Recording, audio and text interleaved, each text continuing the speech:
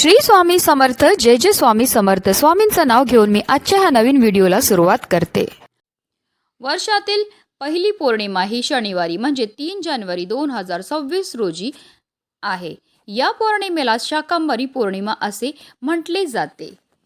शाकंभरी पौर्णिमा ही पौष पौर्णिमेला असते. शाकंभरी पौर्णिमा ही शाकंभरी देवीला समर्पित आहे. शाकंभरी देवीला बनशंकरी असे देखील म्हटले जाते. देवी भागवत ग्रंथामध्ये हिच्या उत्पत्तीविषयी एक कथा आहे. एकदा खूप मोठा दुष्काळ पडला. लोक अन्न पाणी विना उपाशी राहिली. त्यामुळे अनेकांचा मृत्यू झाला.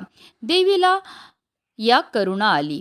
तिने आपल्या अंगातून असंख्य शाकभाज्यांना उत्पन्न केले. त्या भुकेल्यानांना खाऊ घातले. त्यामुळे अनेक लोक दुष्काळातूनही वाचले. त्यामुळे या देवीला शाकंभरी हे नाव मिळाले. ही अष्टभुजा असून तिच्या 8ही हातात आयुधे आहेत. ती सिंहावर बसलेली आहे. हिच्या पायाखालील 2 हत्ती आहेत.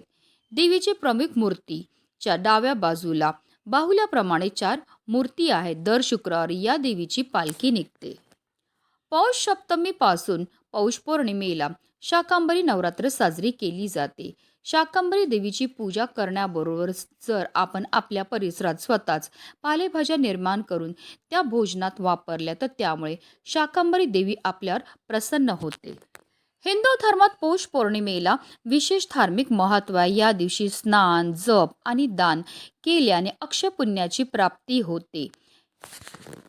या दिवशी आपण पांढऱ्या वस्तू दान करू शकतात. चंद्रदेव प्रसन्न होण्यासाठी तांदूळ, दूध, साखर, पांढरे कपडे आणि पांढरे चंदन दान करावे.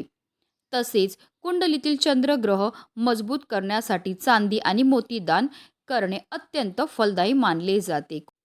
थंडीचा महिना असल्याने गरजू लोकांना गरम कपडे, ब्लँकेट, अन्न आणि फळाचे दान करावे.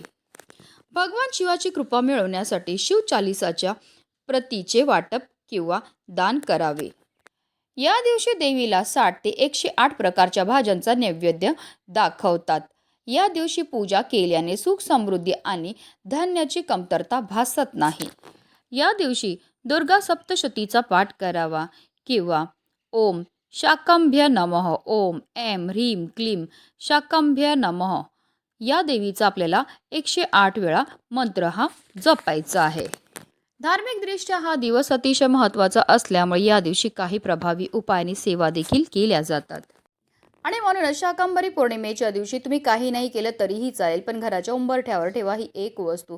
ही वस्तू ठेवल्यामुळे आपल्या घरात अखंड लक्ष्मी ही नांदणार आहे. आपल्या कुटुंबाची, आपल्या मुलांची, आपल्या पतीची भरभरून अशी प्रगती होणार आहे. तसेच आपल्याला हे एक पाणी शुद्ध आवर्जून आपल्या उंबरठ्यावर शिंपडायचे, ज्यामुळे आपल्या घरामध्ये बाधा, आजारपण, 7.7 ही येणार नाही. त्याबद्दल सविस्तर आणि महत्त्वाची अशी माहिती मी तुम्हाला या व्हिडिओमध्ये देणार आहे. तर व्हिडिओ पूर्ण पहा आणि जर तुम्ही चॅनलवर नवीन असतील तर चॅनलला सबस्क्राईब करा.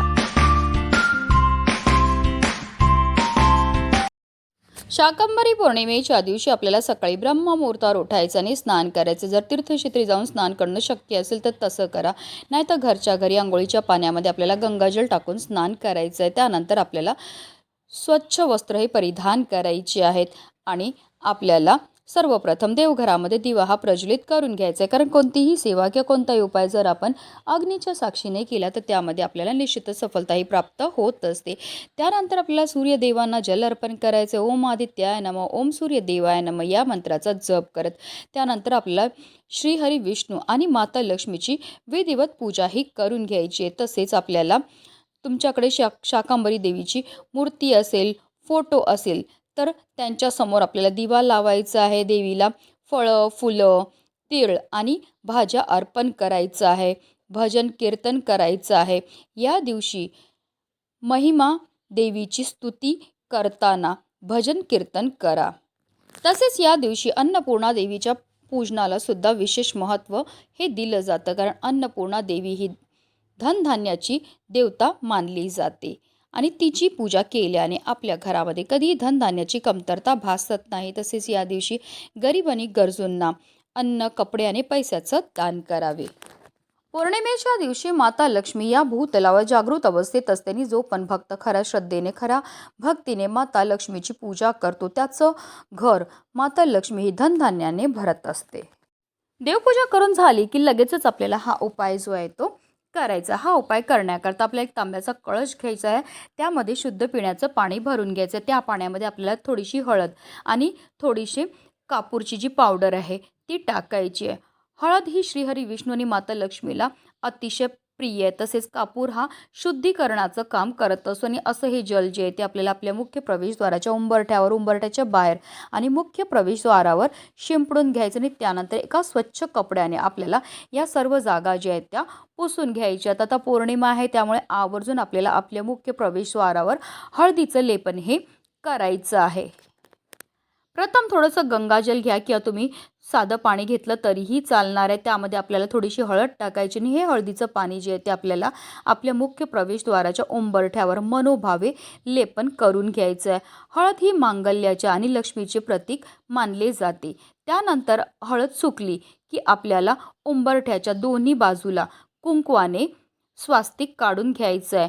स्वास्तिक हे मांगल्याचं प्रतीक म्हटलं जातं. स्वास्तिक हे श्रीहरी विष्णूंचं आसन मानलं जातं. तसेच स्वास्तिकला विघ्नहर्ता गणपती आणि लक्ष्मीचे चिन्ह सुद्धा म्हटले जाते. त्याचबरोबर आपल्याला कुंकवाने आपल्या मुख्य प्रवेशद्वारावर सुद्धा एक स्वास्तिक काढून घ्यायचं आहे. स्वास्तिक उंबरठ्यावर काढल्यामुळे आपल्याला ग्रहदोषापासून सुद्धा मुक्तताही मिळत असते. त्याचबरोबर आपल्याला त्याच कुंकवाने उंबरठ्याच्या बरोबर मध्यभागी अष्टलक्ष्मीची चिन्हही काढायची आहेत. आता अष्टलक्ष्मीची चिन्ह म्हणजे काय, तर आपल्याला उंबरठ्यावर एक रेष ओढायची आहे आणि म्हणायचं आहे आदिलक्ष्मी. दुसरी रेष ओढायची म्हणायचे धनलक्ष्मी. तिसरी रेष ओढायची म्हणायचे धान्यलक्ष्मी. चौथी रेष ओढायचे म्हणायचे गजलक्ष्मी. पाचवी रेष ओढायचे म्हणायचे संतान लक्ष्मी. सहावी रेष ओढायचे म्हणायचे वीरलक्ष्मी. सातवी रेष ओढायचे म्हणायचे विजयलक्ष्मी. आठवी रेष ओढायची आणि म्हणायचं आहे ऐश्वर्य लक्ष्मी. हे अष्टलक्ष्मीची प्रतीक आहेत आणि जेव्हा असे हे अष्टलक्ष्मीचे प्रतीक आपण आपल्या मुख्य प्रवेशद्वाराच्या उंबरठ्यावर काढतो तर त्यामुळे माता लक्ष्मी आपल्यावर प्रसन्न होते. या उपायामुळे अष्टलक्ष्मी प्रसन्न होते आणि आपल्या घरामध्ये प्रवेश करत असते. हिंदू धर्मात घराचा उंबरठा हा माता लक्ष्मीचे प्रवेशद्वार मानले जाते. ज्या घरात उंबरठा स्वच्छ आणि सुशोभित असतो तिथेच लक्ष्मी अखंड निवास करते. आणि पौर्णिमेच्या दिवशी माता लक्ष्मी ही जागृत अवस्थेत या भूतलावर भ्रमण करत असते.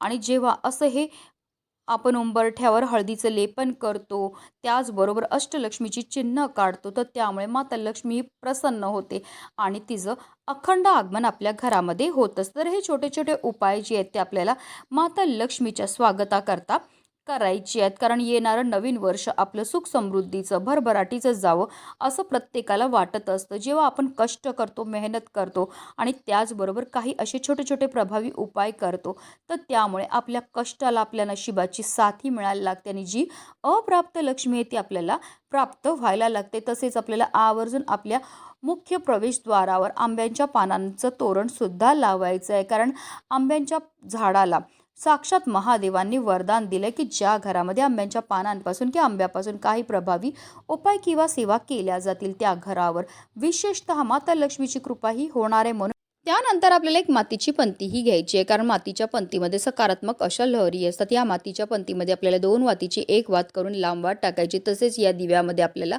आवर्जून शुद्ध गाईचं तूपच टाकायचं. कारण तूप देखील माता लक्ष्मीला अतिशय प्रिय आहे.